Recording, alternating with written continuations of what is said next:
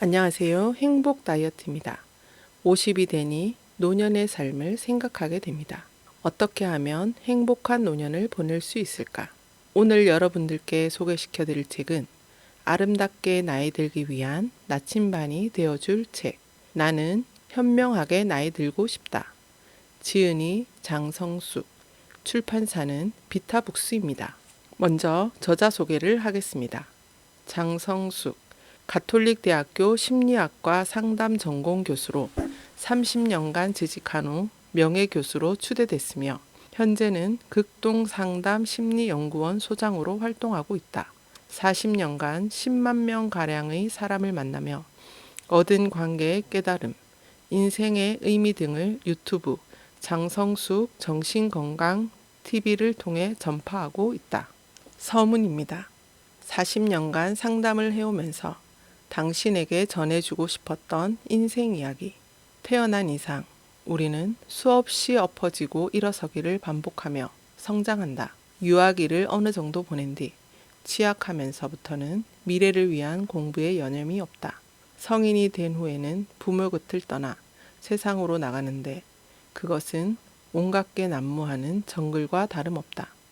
뒤처지지 않고자 노력하며 갖은 시행착오를 겪다 제법 지낼 만하면 어느새 인생의 내리막길에 서 있다. 어쩔 수 없이 맞게 되는 노년기. 흰 머리카락이 생기는가 하면 건강도 예전 같지 않다. 아울러 직장에서도 물러나게 된다. 그런데 오늘날은 100세를 사는 시대란다. 배우며 준비하느라 정신없는 삶의 초반부 30년. 왕성하게 활동하며 자녀를 키우기에 여념없는 삶의 중반부 30년. 그 못지않게 긴 30에서 40년이나 되는 삶의 후반부를 맞는 셈이다. 뭐가 뭔지 모르고 사는 삶의 초반부. 태산처럼 든든하게 여겼던 부모도 때때로 실수한다는 사실을 알아간다. 나아가 같은 배를 탄 가족 중에 누구라도 무사하지 않으면 다 함께 고통스러워진다는 것도 깨우친다. 어디 그뿐인가. 학교에 다니기 시작하면서부터는 우열을 가리느라 바둥대는 나날이고 혹시 전학이라도 가면 낯선 상황에서 숨죽일 수밖에 없다. 우리 사회에서 대관문인 대학교, 자신이 원한다고 갈 수 있는 게 아니라 능력에 따라 진학한다는 사실 앞에서 쓴맛이 무엇인지 배운다. 뛰어넘을 수 없는 벽이 있다는 것을 아프게 터득한다. 정신없이 바쁘게 지내는 삶의 중반부에는 모든 게 역량에 따라 다르게 펼쳐진다. 무슨 일을 하며 누구와 어울리는지 등 삶의 수준과 그에 따른 높낮이가 정해지는데 그 모든 것을 받아들이지 않으면 견디기 어렵다. 거기다 책무는 얼마나 많이 주어지는지 지뢰밭을 걷듯 한 발 한 발 조심스럽게 내디디지 않으면 안 된다. 그렇더라도 인생의 절정기는 이 시기다. 태양이라도 딸듯이 나대도 보고 사랑의 아픔에 목 놓아 울기도 하고 암투에 걸려 꼬꾸라지기도 하고 그렇게 요란을 떨며 비로소 우리는 풋내를 벗으며 연그러 간다. 마침내 삶의 후반기를 맞이하는 사람들에게는 이제야말로 자신을 위한 시간을 갖게 되었으니 기뻐하십시오라고 말하고 싶다. 잘 살았든 못 살았든 모든 것을 뒤로하고 여유를 맞이하니 이 어찌 기쁘지 아니한가. 이제야말로 자유를 구가하며 그동안 해보지 못한 것들을 해볼 수 있는 시간을 맞이한 셈이다.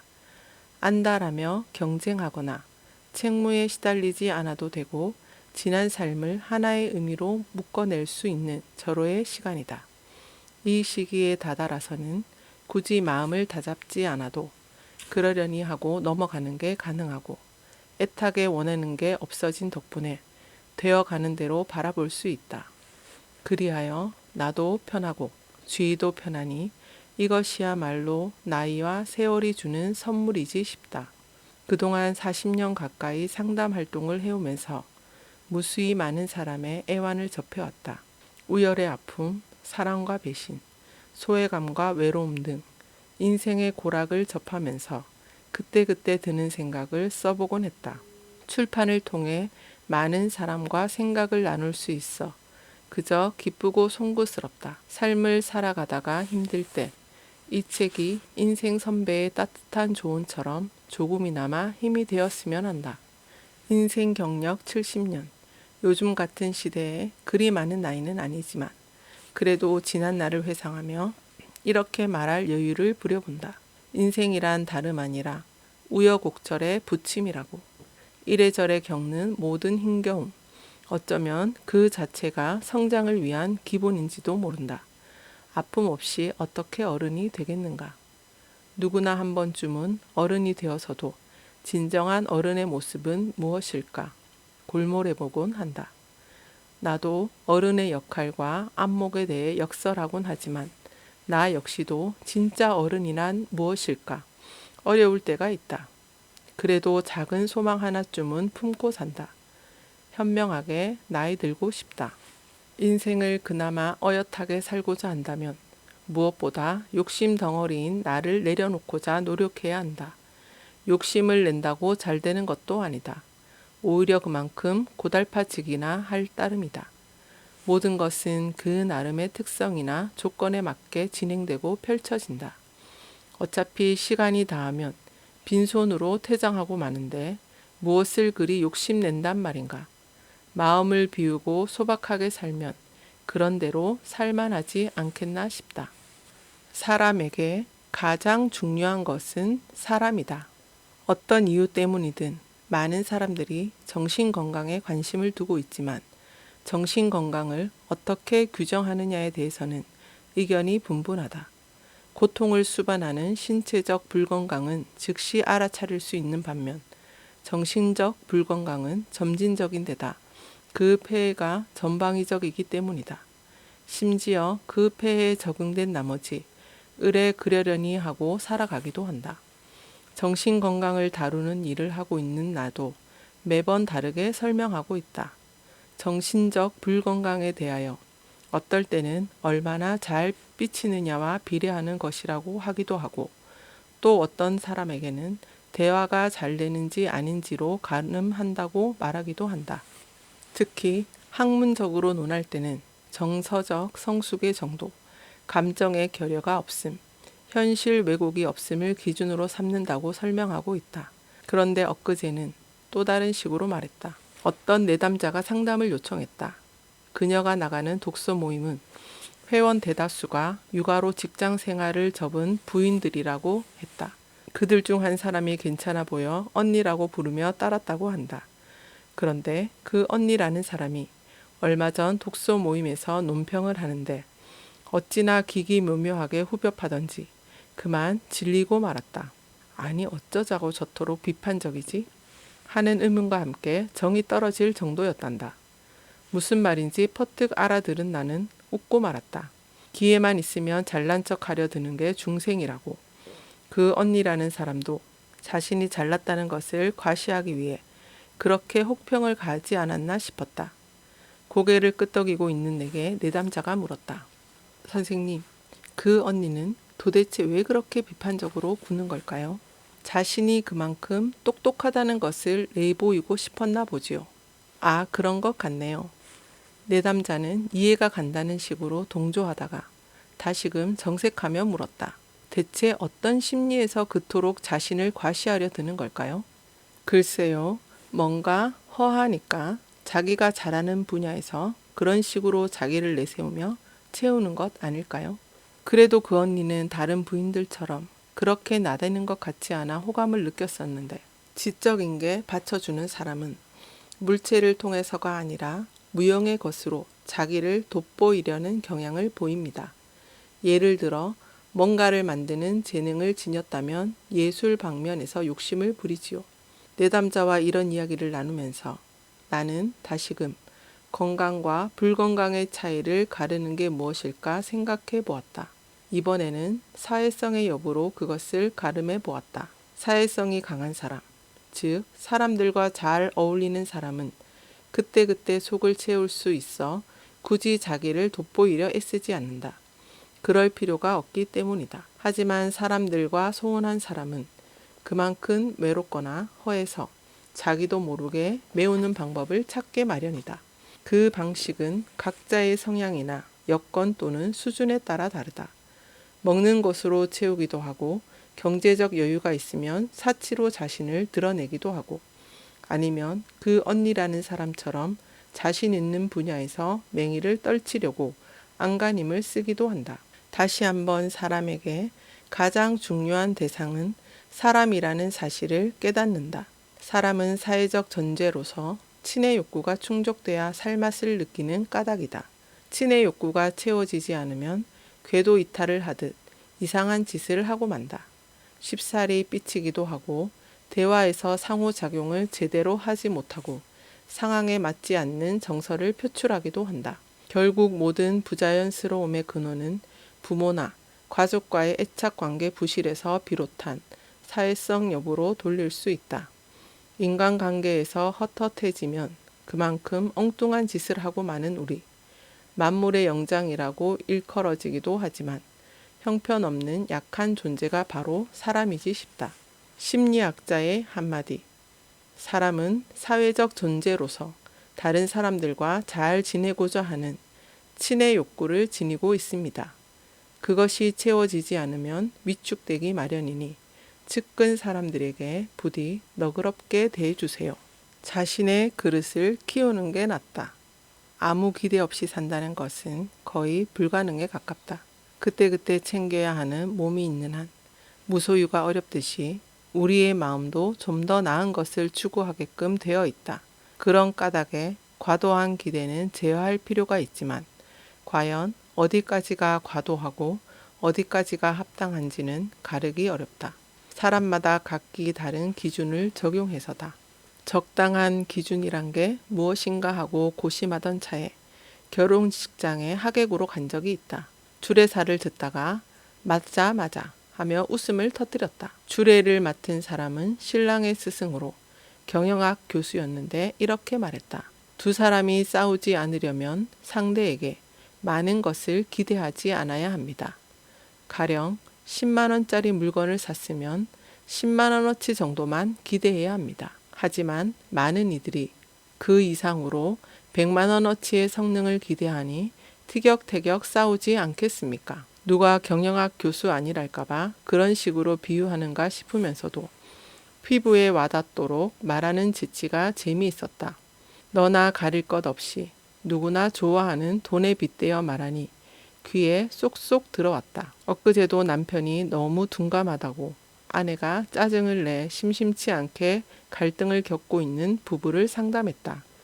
상담 도중 남편이 이렇게 말했다. 어차피 사람은 자기 수준대로 대상을 만나게 마련인데 뒤늦게 뭐가 그리 마음에 들지 않는다고 난리를 치는지. 이러한 발언에 나는 동조하며 고개를 끄덕였다.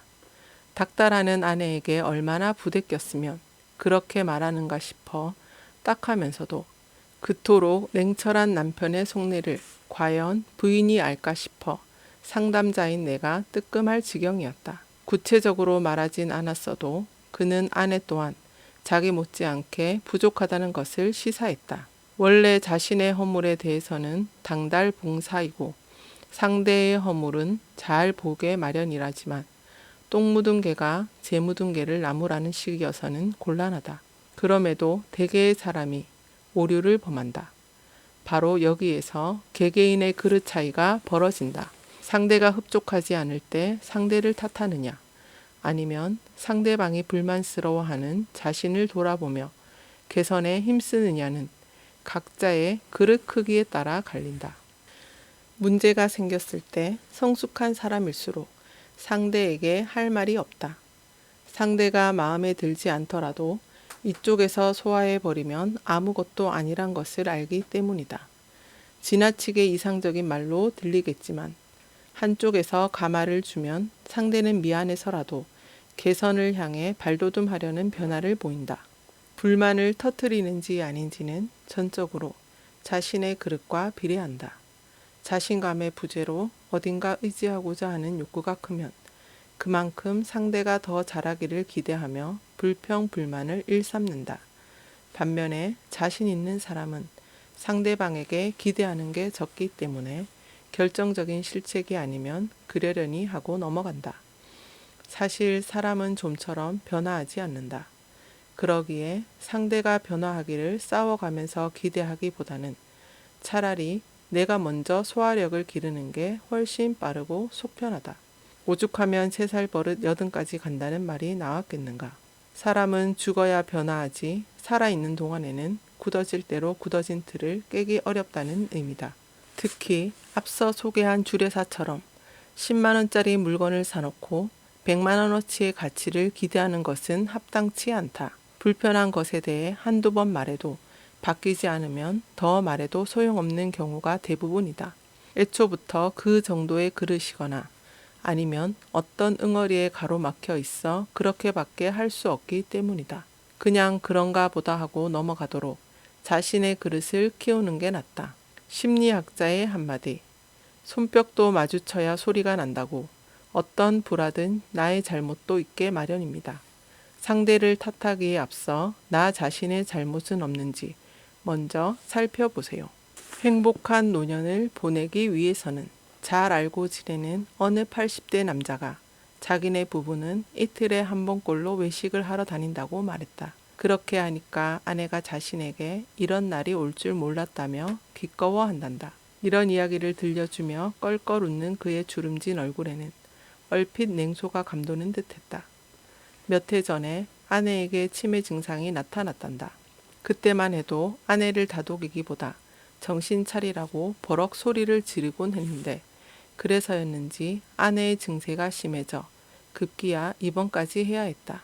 아내는 꼬박 1년 6개월이나 입원해 있었고 그동안 자녀들은 3-4번밖에 면회를 오지 않았다. 일요일마다 교회는 꼬박꼬박 나가고 부부 동반으로 영화 관람이나 외식은 번질나게 하면서도 어머니 병문안에 대해서는 그토록 소홀하다는 사실에 그는 내심 놀랐다고 한다. 아내도 없는 집안에서 나이 든 남자가 혼자 지낸다는 사실은 무척 고통스러웠다. 아내가 입원해 있는데 사람들을 만나 우스갯소리를 하기도 못해 외출을 자제하다 보니 온종일 입을 열 일도 없었고 그런 생활에 우울 증세가 심해져 자살 충동을 느끼기도 했단다. 천만다행으로 아내의 상태가 호전되어 퇴원했는데 그때부터 그는 아내를 위해 태어난 사람처럼 온갖 정성을 기울였다. 지금도 아내가 여전히 답답한 행동을 보이면 부지불식간에 소리를 질렀다가도 얼른 비율을 맞춰준다고 했다.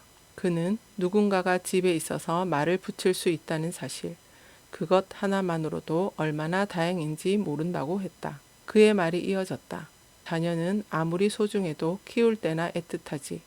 다 자라고 나면 남과 다를 바 없다고 했다. 출가하고 나면 어딘가에 내 자식이 있다고 생각할 따름이지 그 이상 아무것도 아니란다. 낳고 키워준 어머니에게도 무심한 자식들인데 뭐하러 그들에게 유산을 남겨주려고 애쓰느냐고. 자기는 살아생전에 아내와 아낌없이 쓰다 죽기로 했다는 것이다. 젊었을 때는 돈 버는 일에 신경 쓰느라 아내와 썩 사이좋게 지내지 않았지만 즉 썩 잘 맞는 사이가 아니었어도 늙음하게 자기에게 가장 필요한 대상은 아내뿐이지 다른 사람이 아니라고 했다. 그런 이야기를 들으며 사이가 좋든 나쁘든 서로에게 가장 도움이 되거나 필요한 대상은 배우자라는 사실을 다시금 확인했다. 종족 보존에 대한 사명을 다하는 생명체로서의 특성 때문인지는 몰라도 우리는 자녀가 태어나면 거의 무한정으로 애정을 쏟는데 반해 배우자는 소홀히 하기 일수다. 아니, 소홀히 하는 존재 정도를 넘어서 원하는 만큼 자기를 도와주지 않는다고 비난을 퍼붓는다. 자녀는 자신의 유전 인자를 물려받은 혈육으로 당기게 마련이고 배우자는 돌아서면 남이기 때문일까? 아무튼 배우자에게는 소홀하거나 짜증스러워 하면서도 자녀에게는 거의 무조건적인 우리의 태도, 한 번쯤 되돌아볼 일이다. 아무리 가까워도 자식은 자립할 때가 되면 부모 곁을 떠나 자기 나름의 삶을 살아가는 존재다. 동고동락하며 함께 늙어가는 존재는 배우자뿐이다. 이 엄연한 사실을 우리는 얼마나 의식하며 그 대상의 가치를 얼마나 인정하고 있는지. 대상을 존중한다는 것은 선택에 대해 책임을 지는 태도다. 어쨌거나 배우자로 만난 이상 다소 맞지 않아도 그러려니 하고 감싸 안아야지. 그렇지 않으면 서운함을 넘어 원망을 사는 것은 물론 선택에 대해 무책임한 사람으로 전락하고 만다. 심리학자의 한마디. 자기에게 가장 필요한 대상은 배우자임을 잊지 마세요. 배우자를 아껴주고 사랑하는 게 바로 자신을 사랑하는 길이랍니다. 하루에 한 가지씩이라도 잘해주세요. 지금까지 나는 현명하게 나이 들고 싶다를 들려드렸습니다. 들어주셔서 감사합니다. 행복한 하루 되세요.